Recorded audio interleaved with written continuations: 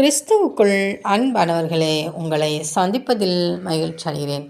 சங்கீதம் 55:18. திரளான கூட்டமாய் கூடி என்னோடு எதிர்த்தார்கள். அவரோ எனக்கு நேரிட்ட போரை நீக்கி என் ஆத்துமாவை சமாதானத்துடன் மீட்டுவிட்டார்.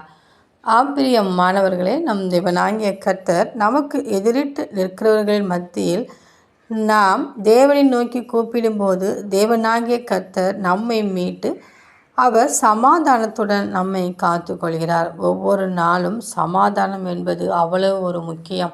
சமாதானத்தோடு கூட நாம் வாழும்போது அவர்கள் ஆயுசு நாட்கள் பெருகி காணப்படுகிறது. சமாதானத்துடன் காணப்படும் போது சந்தோஷமாய் காணப்படுகிறார்கள். அந்த சமாதானத்தை தேவன் தவிர யாராலையும் கொடுக்க முடியாது.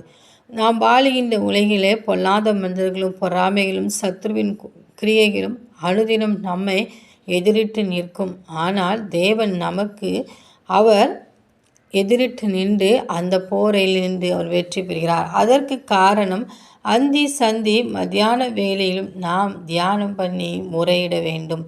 தாவீது எப்படி அவரை நோக்கி இரவு ஒவ்வொரு நாளும் காலை மாலை இரவு என்று சொல்லி அவருடைய பாதத்திலே எப்பொழுதும் காத்து கிடந்தாரோ, அதே போல நம்முடைய இருதயங்களும் தேவனிடத்திலே எப்பொழுதும் அவருடைய பாதத்திலே காத்திருக்கும் போது அவர் நமக்கு திரளாக எத்தனை பேர் வந்தாலும் அவரோடு கூட தேவனாகிய கர்த்தர் எதிரிட்டு நிற்பார்.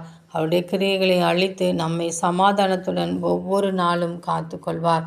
எனவே எல்லா நிலையிலும் எல்லா சூழ்நிலையிலும் எல்லா நேரத்திலும் நம் இருதயம் தேவனாகிய கர்த்தர் ஒருவரையே சார்ந்திருக்கட்டும். எல்லா காரியத்திலும் தேவன் ஜெயத்தை கொடுத்து நமக்கு சமாதானத்தை கட்டளை தருவார். அந்த தேவனின் அன்பு கரங்களை நாம் பற்றி கொண்டு அவரோடு கூட வாழ்வோம். ஆமேன்.